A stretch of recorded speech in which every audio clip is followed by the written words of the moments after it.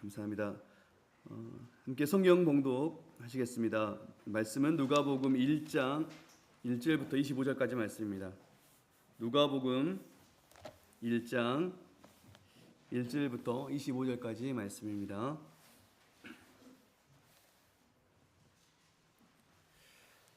찾으셨으면 저와 여러분이 한 절씩 교독하시겠습니다.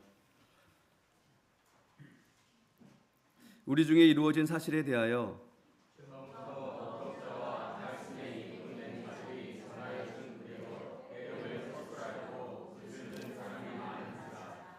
그 모든 일을 근원부터 자세히 미루어 살핀 나도 데오빌로 각하에게 차례대로 써 보내는 것이 좋은 줄 알았노니 유대왕 헤롯 때에 아비야 바넬의 제사장 한 사람이 있었으니 이름은 사가랴요 그의 아내는 아론의 자손이니 이름은 엘리사벳이라.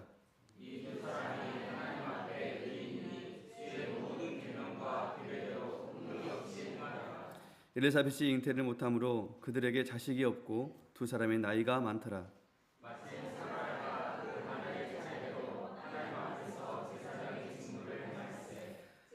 제사장의 전례를 따라 제비를 뽑아 주의 성전에 들어가 분향하고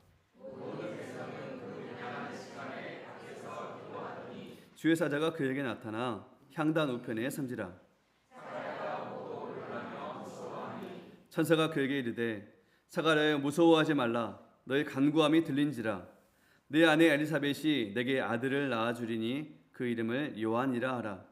너도 기뻐하고 즐거워할 것이요 많은 사람도 그의 편함을 기뻐하리니 이는 그가 주 앞에 큰 자가 되며 포도주나 독한 술을 마시지 아니하며 모태로부터 성령의 충만함을 받아 이스라엘 자손을 주고 그들의 하나님께로 많이 돌아오게 하겠습니다. 그가 또 엘리야의 심령과 능력으로 주 앞에 먼저 와서 아버지의 마음을 자식에게 거스르는 자를 의인의 슬기에 돌아오게 하고 주를 위하여 세운 백성을 준비하리라.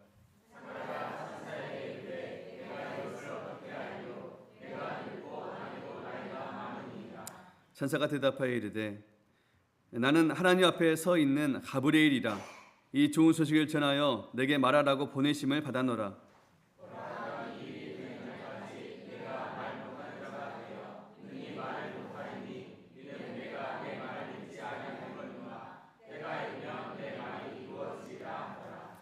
백성들이 사가랴를 기다리며 그가 성전 안에서 지치함을 이상히 여기더라.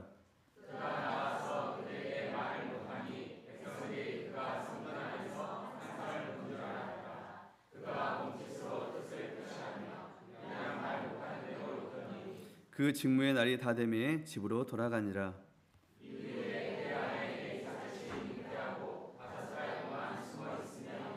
함께 읽겠습니다. 주께서 나를 돌아보시는 날에 사람들 앞에 내게 부끄러움이 없으시려고 이렇게 행하심이라 하더라. 아멘. 이 시간 너희 간구함이 들리는지라 라는 제목으로 목사님께서 말씀 전해주시겠습니다.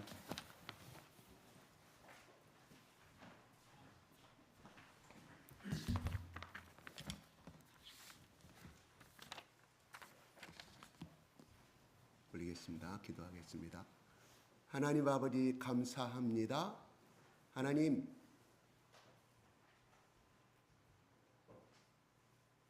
이곳에 참석한 주님 앞에 참석한 주님 앞에 머리 숙여 찬송하고 참석한 주님의 귀한 자녀들 가운데 하나님 한 사람도 빠짐없이 그가 지난 일주일 동안 어떠한 삶을 살았던 간에 하나님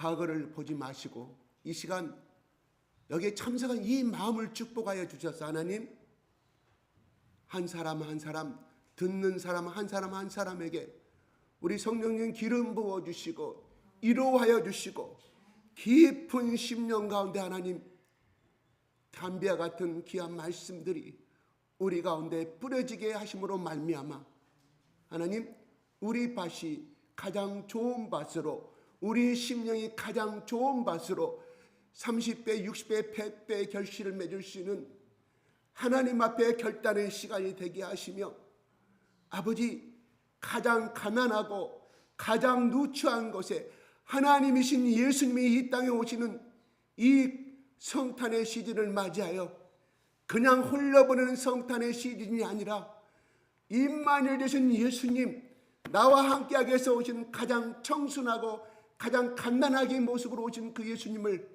만나는 시간이 되게 하여 주시옵소서.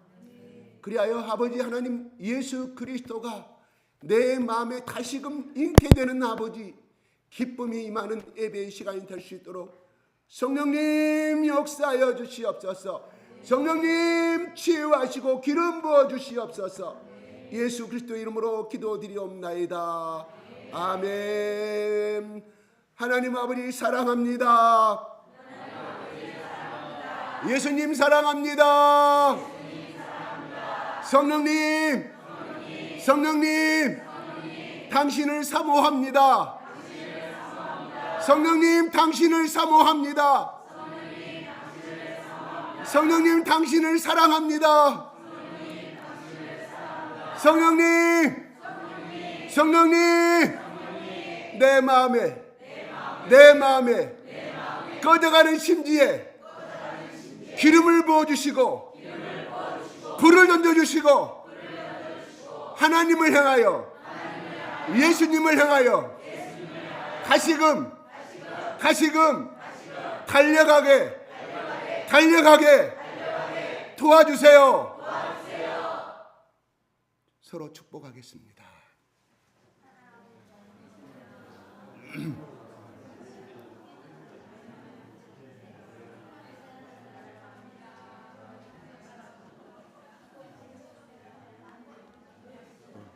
그냥 이걸로 마이크 없어요. 그냥 이렇게 할게요. 예. 우리 인숙 집사님, 우리 수연 집사님 앞으로 오세요. 예. 아, 그래요. 오케이. 예. 할렐루야. 감사합니다. 제가 방금 서면서부터 많은 갈등을 했어요. 내가 저렇게 부탁을 했는데 만약에 저 자리를 고집하면 나는 어떻게 하나. 근데 주 예수 이름으로 순종해 주셔서 감사합니다. 그 순종이 하나님께서 놀랍게 역사해 주실 줄 믿습니다. 네. 하나님 그 마음대로 순종한 대로 하나님이 역사해 주실 줄로 믿습니다. 네. 감사합니다. 지난 일주일 동안 어떻게 사셨어요? 어떤 사람은 그냥 어떻게 잠자고 일어나고 하다 보니까 일주일이 금방 가신 분도 있을 것이고, 어떤 분은 하루하루의 직장의 삶에서 적응하기 위해서 아침 일찍이 일어나서 샤워하고 샴푸하고 아침 또 일찍이 해 뜨기 전에 출근해서 또 이 자리를 지난 일주일 동안 행복하게 지키신 분들로 있는 줄 압니다. 네, 그래요. 오늘 예배 시간만큼은 직장의 일도 잊어버리시고 행복한 시간이 됐으면 좋겠습니다. 은혜의 시간이 됐으면 좋겠습니다. 성령님이 우리의 마음을 치료해 주시고 다시금 충전해 주는 은혜의 시간이 되었으면 좋겠습니다. 예수님은 구하시는 대로 주시고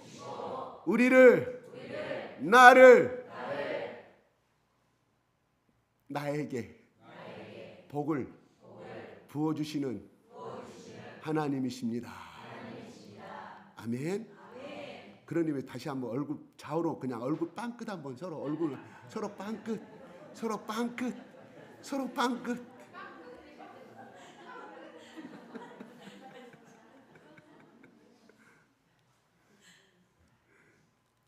한번 예배 말씀 들어가기 전에 제가 은혜 받은 말씀 찬양이 있어가지고 어제 내내 혼자서 불렀는데 좀 한번 올려줘 보실래요? 여러분에게도 은혜가 되었으면 좋겠습니다.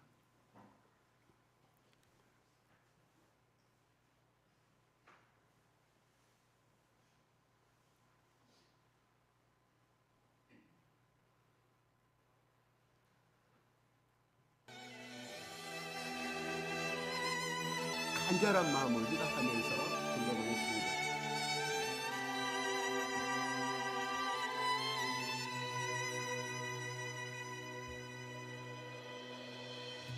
성령아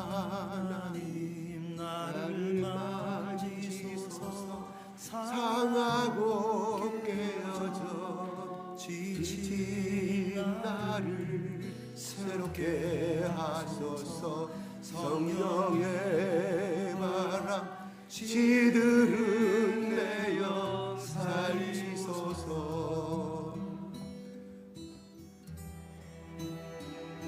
성령 하나님 이 땅 고치소서. 죄악의 어둠 속 헤매는 우리 태워주소서. 성령의 불로 세상 헛되만 태우소서. 좀 올려주세요.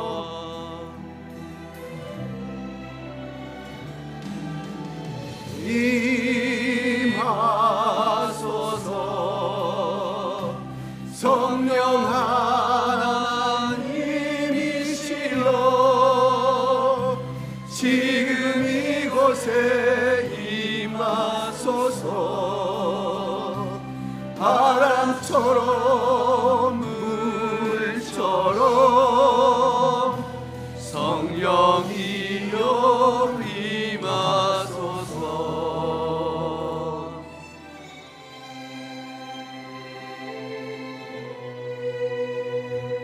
성령 하나님 나를 만지소서. 상하고 깨어져 지친 나를 새롭게 하소서. 성령의 바람 시들은 내어 살리소서. 손 들고 성령 하나님 이 땅 고치소서. 손 높이 들고 어둠 속 헤매는 우리 태워주소서. 성령의 불로 세상 헛된 맘 태우소서. 주여 주님.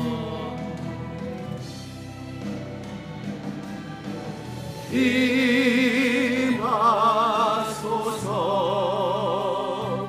성령 하나님이시여 지금 이곳에 임하소서. 주님 바람처럼 불처럼 성령이여 임하소서. 주님 죄인입니다. 임하소서. 성령 하나님이시여 지금 이곳에 임하소서. 바람처럼 불처럼 성령이여 임하소서. 주님 성령이여 임하소서. 성령이여 임하소서.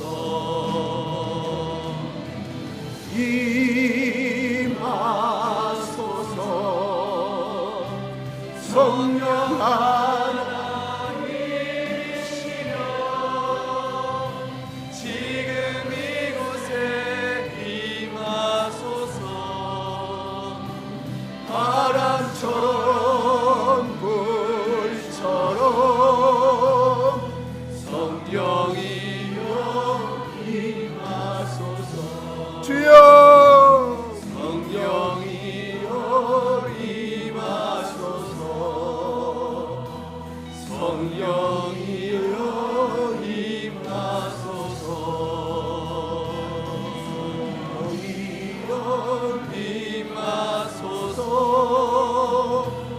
성령이여 임하소서.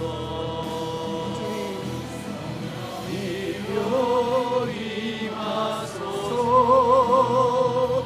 성령이여 임하소서.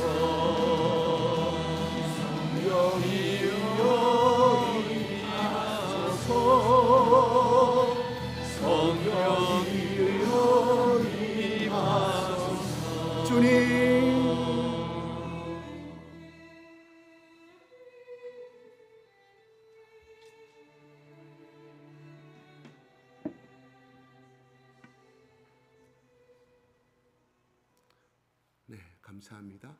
저는 예배 대신에 이걸로 계속 돌리고 싶어요. 얼마나 찬양이 아름다운지. 저 말은, 저 작곡은 이름은 내가 모르겠습니다. 근데 저 가사의 내용은 시편 51편에 나오는 말입니다. 이 곡을 작곡하신 분은 정말 성령에 감동된 사람만이 쓸 수 있는 곡이라고 생각이 들더라고요. 어쩌면 이렇게 다지신 시편의 51편의 말씀을 우리 심령을 울리는 이 작곡을 리듬과 작곡을 해서 하는지 정말 은혜스럽더라고요.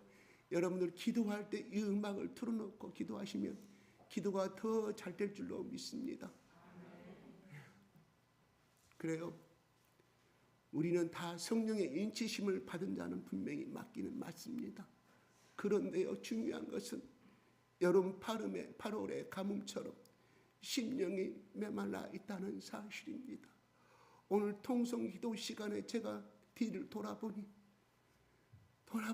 열심히 하는 사람은 열심히 하지만 그렇지 않은 사람은 않더라고요. 대단히 죄송함, 제가 영적인 느낌으로 바뀌는 메마른 심령이구나 하고 생각이 들어가더라고요. 하나님은 우리가 디모데전서에 그렇게 말씀합니다. 말씀과 기도만이 거룩함으로 인다고 말씀합니다. 디모데전서 4장 5절입니다. 제 말이 아닙니다. 왜 바울이 디모데에게 이 말씀을 주면서 이 디모데전서 4장 5절 말씀을 말씀했을까요? 너희는 말씀과 기도만이 거룩하게 된다고 말합니다. 뭔 말일까요? 말씀 없는 기도는 허공에 뜬 기도입니다. 기도 없는 말씀은 지식으로 임할 뿐입니다. 하나님은 절대로 한 가지만 가지고 우리를 거룩하게 만들지 아니했어요. 우리 몸이 영혼과 마음과 육체가 있는 것처럼 바로 말씀은 그 기도를 동반해야만이 그 말씀이 내 것이 되는 것이고, 말씀 없는 기도는 그냥 허공에 자기 의지적인 기도이기 때문에 아무런 은혜를 받지 못합니다. 그저 노래방에 신고 소리 부리면 여러분의 심령 깨끗해집니까? 아니죠. 뭔가 후리람은 느끼지만 깨끗해지지 않지 않아요. 마찬가지입니다. 그래서 제가 수요일날 금요일날 되면 기도로 하자고 제가 부르짖는 것입니다. 왜요? 제가 체험해 보니까 기도가 따르지 않으면 말씀 내 눈에 들어오지 않더라고요. 기도를 통하는 것은 내 앞에 하나님 앞에 나는 경배하고 나는 불복합니다. 그저 하나님의 도우심이 없으면 나는 살 수가 없다는 간구함입니다. 어린아이가 엄마 줬죠? 엄마 과자 사줘 할 때 부모가 그걸 거절하는 부모가 어디 있습니까? 그를 간구할 잠을 새벽에 2시, 3시가 응아응아할 때 엄마는 알아듣고 얘가 젖이 부족하구나. 그래서 신령한 이 순전한 젖을 엄마가 쌈먹어 먹여야만이 그 1년 동안은 나오는 젖은 정말로 어떤 세상에서 돈으로 살 수 없는 그 아이의 80평생의 건강을 책임지고 할 수 있는 그 모든 호르몬과 면역력이 그 초유 속에 들어있으면 이미 과학적으로 증명이 되어 있다 하는 것입니다. 그래서 성경은 말합니다. 너희를 어린아이처럼 신령한 젖을 사모하라고 말씀합니다. 그것은 다 자란 사람에게 말씀하는 것이 아니에요. 또 다 어린아이에게만 하는 말씀이 아니라 너희들이 그래야만이 거룩함의 구원의 완성이 이른다고 말씀합니다. 그 무엇일까요? 예수를 믿어서 전부 다 거듭난 사람에게 주는 모든 공통적으로 해당되는 말씀이올시다. 기도 없는 사람은요 우리 속에 일주일 동안 살아가면서 TV를 통해서 세상 지식을 통해서 세상 친구를 통해서 들어온 모든 불순물들을 밖으로 토해내는 것이 바로 기도입니다. 내 마음이 비어 있어야 세상까지 떨어져 나가야 성령님이 들어오셔서 더 기름을 부어주셔서 우리를 새롭게 신령한 몸으로 불러줄 거 아니겠습니까?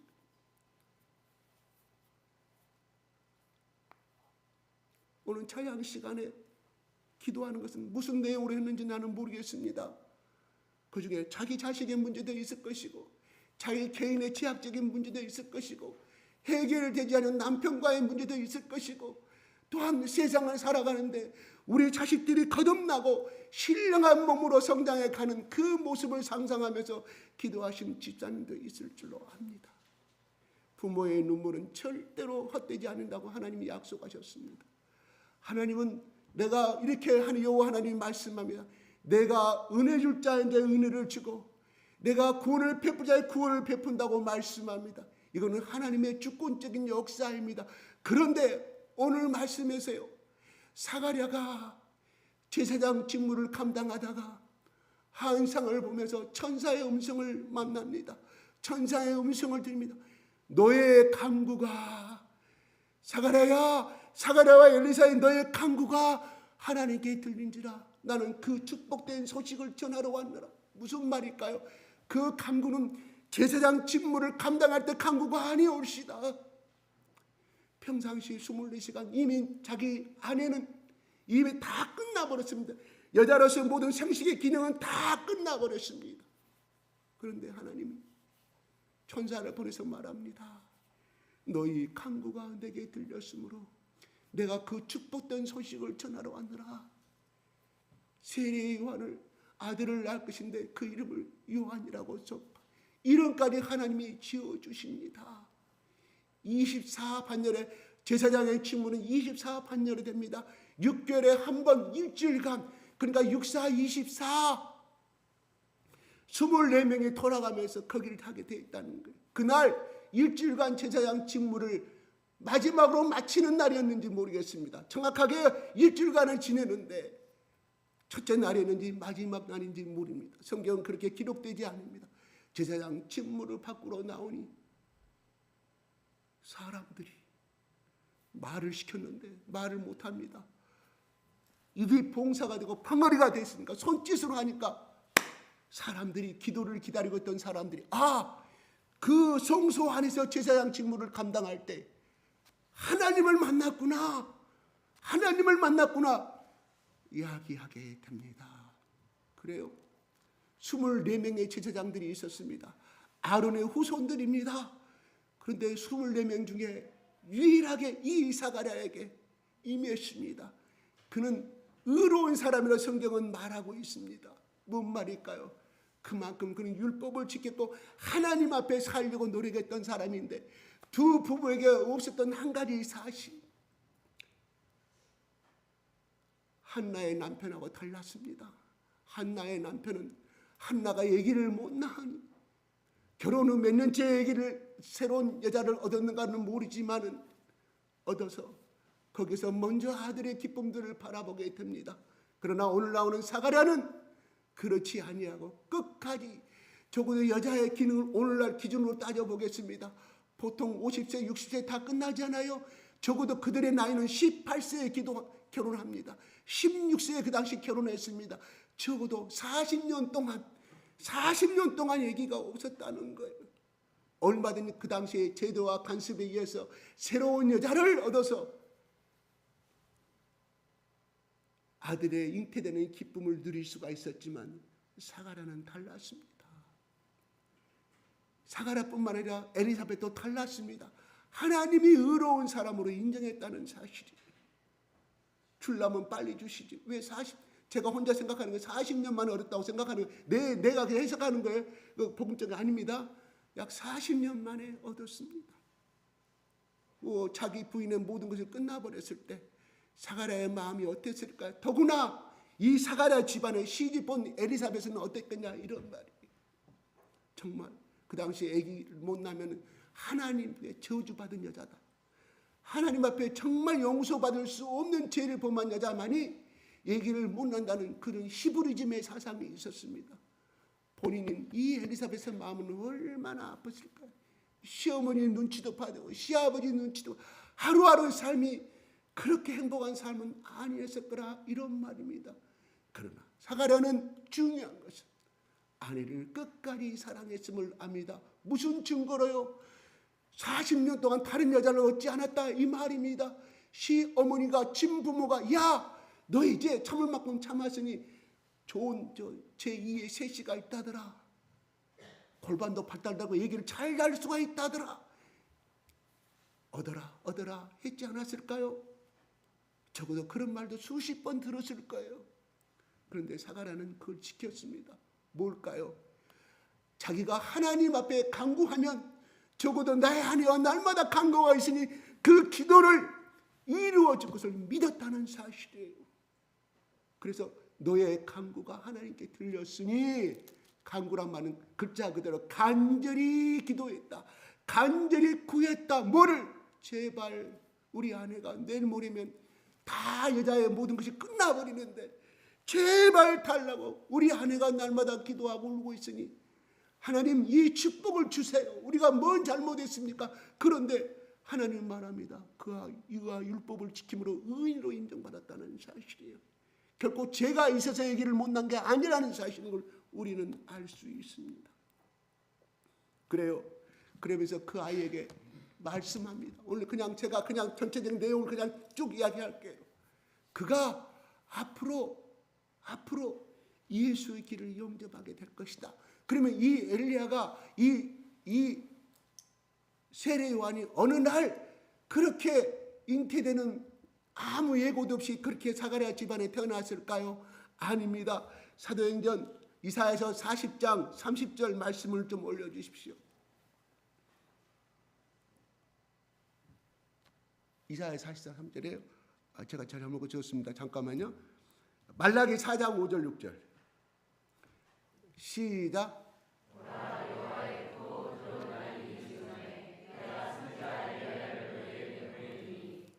그가 아버지의 마음을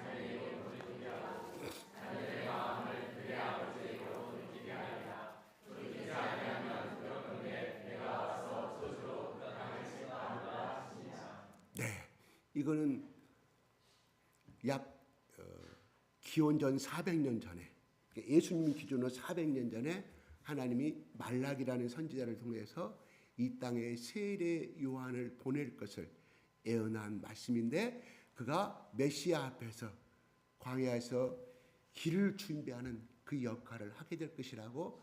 그래서 하나님이 이 땅에 누구 아들로 태어날지는 모르지만 분명히 예수님 앞에 회개의 복음을 증거할 어떤 인물이 태어날 것을 이스라엘 백성들은 알았다, 이런 말입니다. 그 사람이 바로 사가랴의 아들에게서 태어날 오늘 천사가 말해주는 그 사람 세례 요한이었습니다. 그 다음에 14절에 이렇게 본문은 이야기합니다. 14절 시작.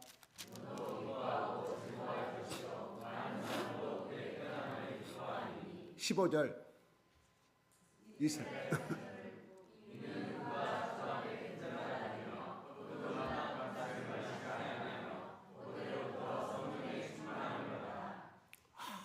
중요해요. 잘 들어보세요.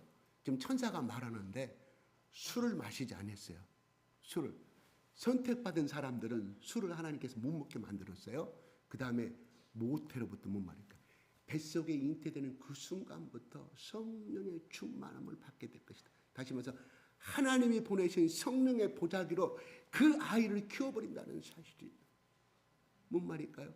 부모로부터 어떤 제약된 생각이 들어오지 아니고 완전히 성령으로 그 사람을, 물론 영양분은 엘리사벳을 먹는 그걸 통해서 영양분을 섭취하게 됐지만 그 모든 영적인 문제는 성령 하나님이 책임지시고 9개월 동안 뱃속에서 키워버리신다는 사실이에요. 앞으로 잉태될 우리 모든 우리 교회에 속한 집사님들에게 이러한 축복이 잉태되기를 예수 그리스도의 이름으로 축복합니다.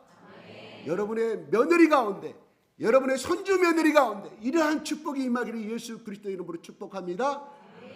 그런데 이것이 임하려면 누가? 그 아버지와 어머니의 믿음의 상태가 중요함을 알 수가 있어요. 그냥 아들을 준 것이 아니라 성령의 충만함으로 태어날 것이다. 나중에 마리아가, 다음 주에 전하겠지만 마리아가 잉태돼가지고, 야, 너희 사가랴의 집안에도 이런 일이 어떤 일이 일어났겠습니까? 나에게는 처녀인데 어떤 일이 일어났겠습니까? 천사가 말합니다. 이미 너희 친척인 엘리사벳에게도 이렇게 잉태되었느니라. 그 말을 듣고 쫓아가잖아요. 만나자마자 세례 요한에 태어날 엘리사벳의 임신, 엘리사벳보다 마리아보다 6개월 먼저 잉태됐어요. 세례 요한이. 그 안에서 성령이 충만하니 아기가 세례요한 아기가 6개월 예수님보다 6개월 먼저 된 아기가 마리아를 잉태된 그 모습을 보니 속에서 막 태동을 하고 했다는 성경이 기록하고 있습니다. 놀라운 사실입니다. 그래서 그가 할 일은 17절에 이렇게 말합니다. 시작.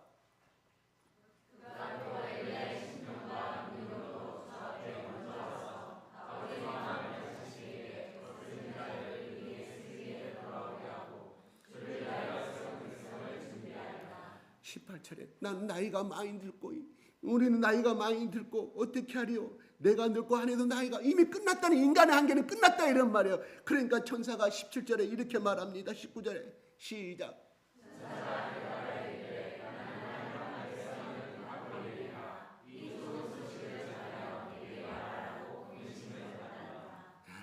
천사는 신분꾼이라고 그랬어요. 천사는 우리보다 직급이 높아요, 낮아요? 낮습니다. 20절에 보라 시작.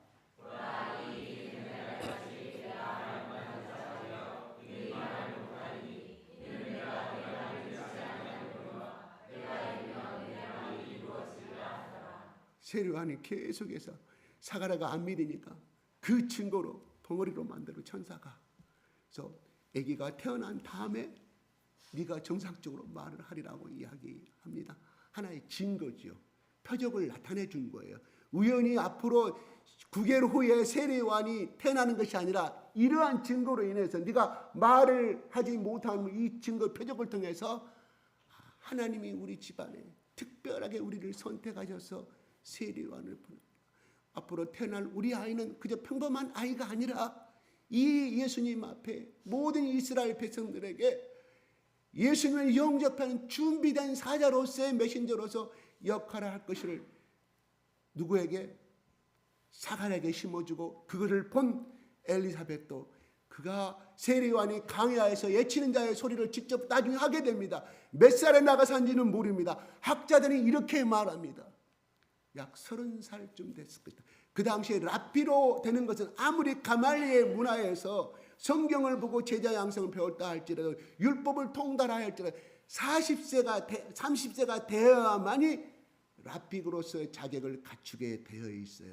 그래서 예수님도 그 당시에 율법에 따라서 30살, 우리는 그렇습니다. 왜 20살 때 예수님이 왜 청소년 때, 왜 25살 때 그 사역을 하지 않았을까? 그는 하나님의 뜻이 그 시대의 유대교의 율법에 따라서 전통에 따라서 예수님도 30살 때부터 그 사역을 시작했어요. 그래서 12제자들이 예수님 앞에 뭐라고 불렀어요? 라삐여 라삐여. 니고데모도 라삐여 라삐여 부릅니다. 그래서 세례요한도 적어도 광야에서 예치는 자의 소리가 되었을 때는 석청을 입고 낙타털을 입고 광야에서 집도 없이 모든 이스라엘 백성들에게 곧 예수 그리스도 하나님의 아들이 이 땅에 올 건데 그분을 영접할 수 있는 마음의 문을 열어라. 지금까지 살아왔던 죄 회개하고 너희 율법적으로 살았던 거, 애식적으로 살았던 거 다 너희들이 경건한 자가 아니다. 이 독사의 새끼들하고 말하고. 그 다음에 예수님이 그 사역을 감당했음을 알게 됩니다. 그렇죠? 대통령이 올라가면 경호원들이 쫙 며칠 정도 깔리잖아요. 그런 것도 똑같처럼 이 세례요한은 그냥 예수님의 길을 예비하는 사람이었어요. 그리고 한 줌의 흙으로 흙으로가니죠. 목이 달랑탕돼서 헤롯대왕한테 죽음을 당하는 것이 세례요한의 몫이었습니다. 세례요한의 임무였습니다. 그가 그까지 세례요한이 할 일이었어요. 너무 야박하지 않아요? 그가 좀 행복하게 좀 살다가 그런 길을 좀 예비 좀 하다가 예수님하고 손도 같이 잡고 또 같이 능력도 행하고 같이 복음도 행하고 복음도 전하고 그렇게 행복하게 살다가 죽었으면 얼마나 좋을까. 참으로 좀 안타깝습니다. 하나님 좀 매정합니다. 그렇죠? 매정하지 않나요? 하나님의 주권, 하나님 그는 작게 굳게 인생을 살다 간 사람이었어요. 보다 80평생 인생을 살고 90평생 인생을 사는 것보다 그 어떤 값어치 있고 가치 있는 세상의 삶을 살다가 그는 헤롯의 칼에 의해서 그것도 그것도 그냥 그 자리에 매장된 것이 아니라 신하가 칼을 목을 쳐가지고 쟁반에 갇혀오잖아요. 헤로디아 딸에게 바치잖아요. 정말 억울한 죽음입니다. 그것을 바라봤던, 모르겠습니다. 그때 당시에 순교를, 목을 잘린 순교를 당하고 있을 때 사라와 엘리사벳이 살아있었다고 하면 얼마나 통곡의 눈물을 흘렸을까요? 얼마나 세례요한의 부모님은 마음이 아팠을까요? 그 아픔은 상상할 수가 없겠죠. 그렇습니다. 오늘 그렇게 말합니다. 그래서 21절에 분명히 나올 시간이 되셨는가 봐요. 제사장 직무는 보통 뭐냐면, 뭔 직무였어요? 제사장 직무가 성소에 금촛대 7개 올리브 기름으로 타는 그 7개 촛대가 꺼지지 아니한 일을 해야 돼요. 언제? 해가 질 때쯤. 왜? 성소에는 창문이 하나도 없기 때문에 묽게 가지고 이런 가죽으로 딱 덮여, 오늘날처럼 이런 창문이 들어오는 것이 아니에요. 가서 불을 켜고 그 다음에 자기 해야 할 일을 했겠죠. 그래서 어떤 학자들은 이때가 몇 시쯤 됐을까? 하루의 일과가 끝나고 그들이 유목민으로서, 농민으로서 삶을 마치고 하루 일 끝나고 기도로 하러 왔었을 것이다. 그게 등불을 켜는 시간이에요. 그러면 나올 때가 됐는데 나오질 않아. 얼마나 많은 시간이 흩어졌다고 볼 수 있겠죠. 적어도 오늘 성경 본문에는 단 이 가브리엘 천사하고 대화하는 짧은 몇 절에 지나지 않으면 꽤 시간이 흘렀음을 오늘 21절의 말씀에 통해서 알 수가 있습니다. 지체하면 이상해요. 나올 때가 됐는데 왜 안 나오지? 시간이 넘었는데. 그렇습니다. 그래요. 하나님을 찾는 사람은요, 하나님을 찾는 사람은 영광의 가브리엘을 만나는 축복을 얻는 것처럼 하나님 앞에 무릎 꿇고 엎드려 절하는 사람은요, 나는 기도 제목이 없어요. 그 말이 될까요? 내 개인의 제약된 문제도 있고, 자식의 앞날이 안 풀리는 문제도 있고, 많지 않아 찾으려면 어찌하여 그런 해결돼야, 하나님이 개입하지 않으면 해결되지 아니할 문제들이 산적해 있는데 어찌하여 내 자식의 그런 문제를 바라보면서 어찌하여 기도하고 엎드리지 아니할까요? 나는 모르겠습니다. 하나님 앞에 그렇게 눈물로 기도하는데 놀라운 세례 요한을 탄생시킬 수 있고, 또 세례 요한이 그렇게 죽었지만은 적어도 세례 요한이 30살에 광야에 나가서 그 길을 예비했다고 하면 세례 요한이 결혼하여서 낳은 자식들이 있었을 거 아니겠습니까? 그러면 그 자식들은 어떤 사람들입니까? 하나님이 특별히 천지에서 태어난 자식들 아니겠어요? 얼마나 많은 축복을 줄까요? 그 길을, 아버지의 그 길을 바라보고 세례 요한이 2세, 3세들이 어떠한 길을 갔을까요? 그래요. 우리 할아버지가, 우리 증조, 사가랴 증조 할아버지가 이렇게 기도하고 우리 아버지 같아는 우리는 하나님의 특별한 점지에서 선택 태어난 아들들이 제사장의 아들로서의 삶을, 그 축복의 길이 천대만대 이어져 갔지 않았을까요? 중요한 것은 그가 그렇게 축복을 받았던 것은 하나님 앞에 눈물로 부부가 손잡고 간구하였기에 이러한 복된 축복의 열매를 맺을 수가 있었음을 우리는 알게 됩니다. 그래요.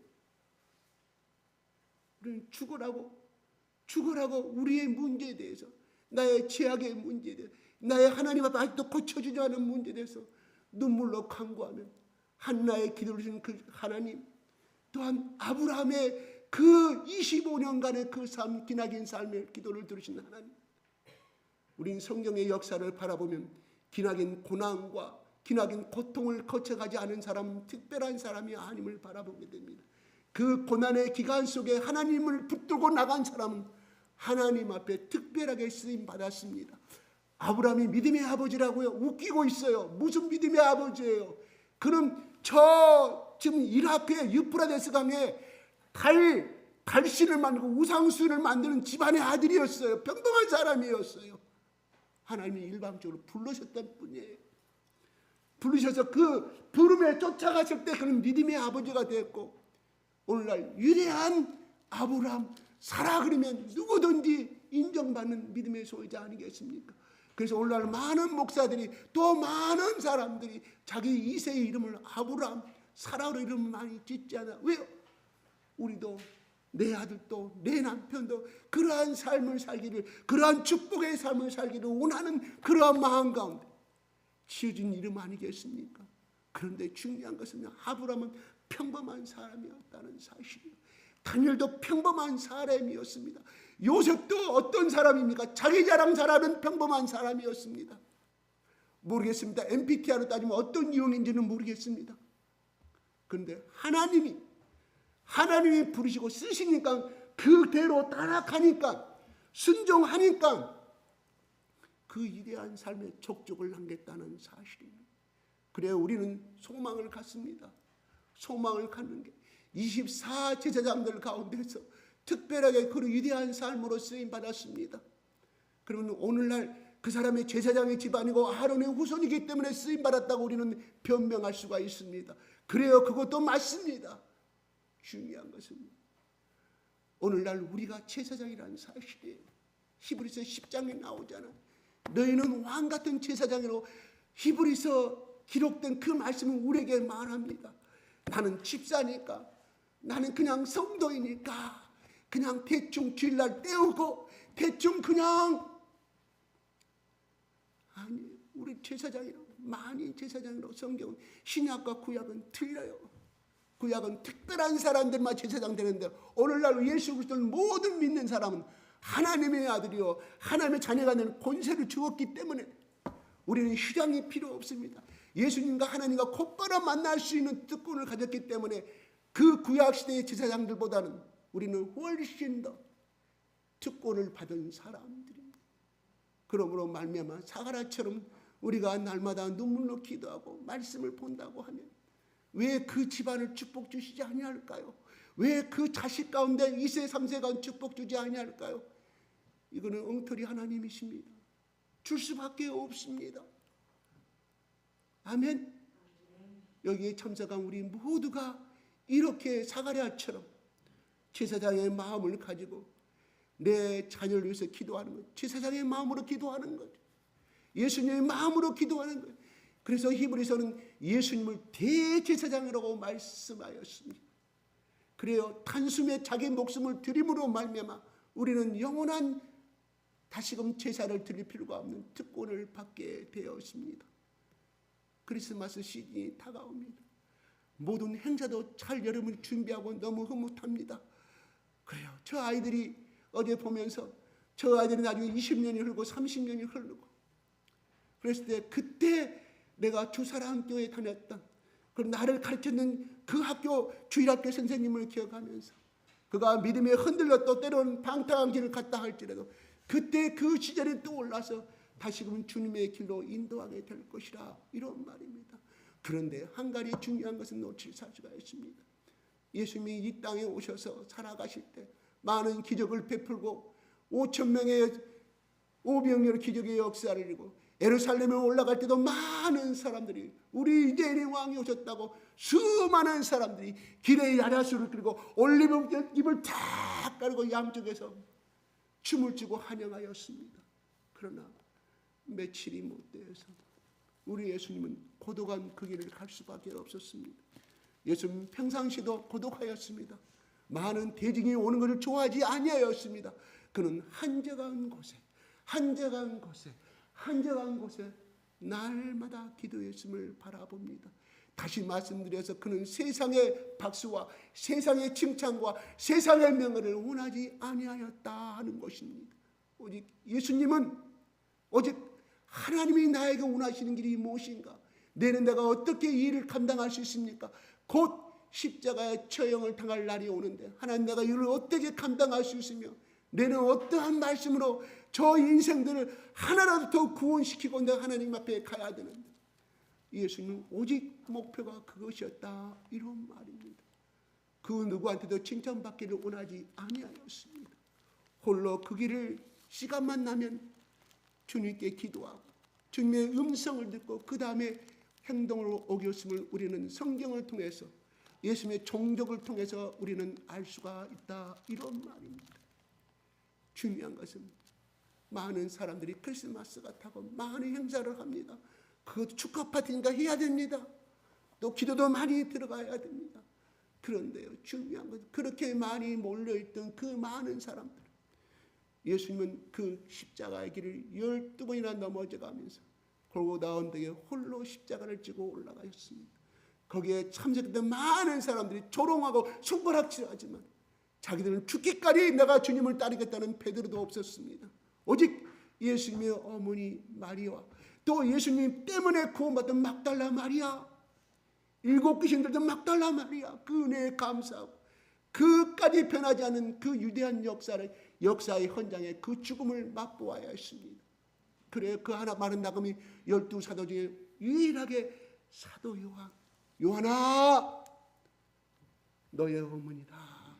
내가 죽은 다음에 우리 어머니 말년을 네가 잘 보살펴 주거라는 그 말씀 속에서 그 자리에 십자가 피가 뚝뚝 떨어지는 그 자리에 사도 요한이 있었습니다. 그리하여 사도 요한은 95세까지 살다가 하늘의 천국으로 올라가기 전에 하늘의 그 앞으로 일어날 요한계시록의 모든 장면을 목격한 사람이 되었다, 이런 말입니다.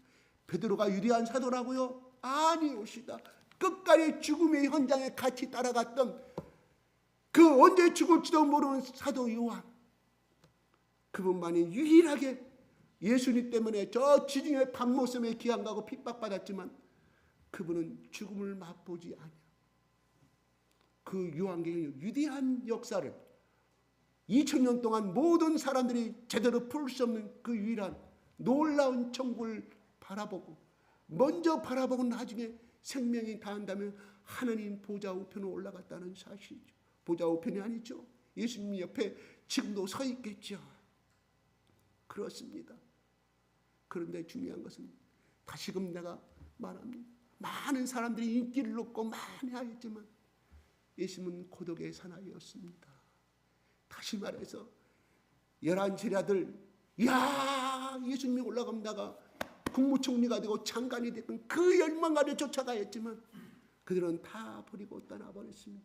그 많은 대중에 유대인의 왕이 오셨다고 외쳤던 많은 무리들 다 손가락질하고 돌아섰습니다. 그래, 우리의 성탄의 시즌이 다가오지만 아니 지난 일주일 동안에 제가 질문하겠습니다.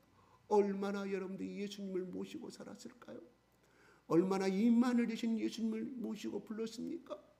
그 예수님이 누구에게? 내 속에 계시는데, 바로 이 안에 계시는데 1cm도 아니고 1mm 떨어진 것도 아니고 내 영혼의 속에서 잠자고 계시는 예수님을 우리는 얼마나 깨웠을까요? 내 마음대로 생각하고 내 마음대로 결정하고 내 마음대로 하고 그때 할 수 있는 그때서 하나님 찾고 그러는 우리 아니겠습니까? 그런데도 예수님은 떠나지 아니합니다. 이 성령님 네가 그랬지 일주일 동안 나를 얼마나 찾았냐 하고 물어보지도 아니합니다. 네가 어떻게 되든 간에 너를 사랑하고 항상 나는 always 항상 나는 너의 편이다. 언제까지? 네가 하늘나라 올라갈 때까지. 이게 하나님의 사랑입니다. 인간은 자기 자식을 낳은 것도 귀찮으면 남편이 싫으면 이혼하고 도망갑니다.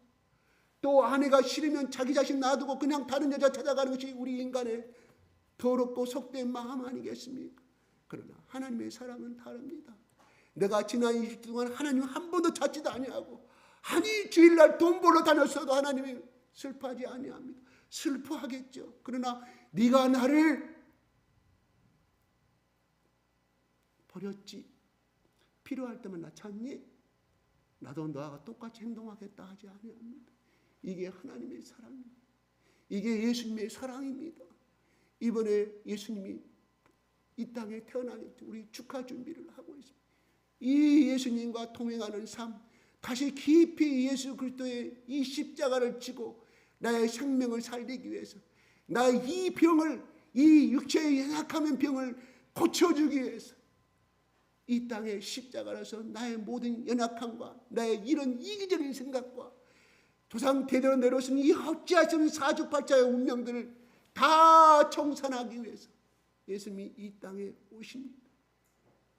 우리가 성탄절이니까 예수님을 생각하는 것이 아니라 우리 속에 날마다 성탄의 시간이 되었으면 좋겠습니다. 성탄, 거룩한 탄생, 우리 예수님과 나와의 거룩한 탄생이 날마다 이루어졌으면 좋겠습니다. 이게 하나님의 우리에게 요구하시는 사랑인 줄로 압니다. 기도하겠습니다.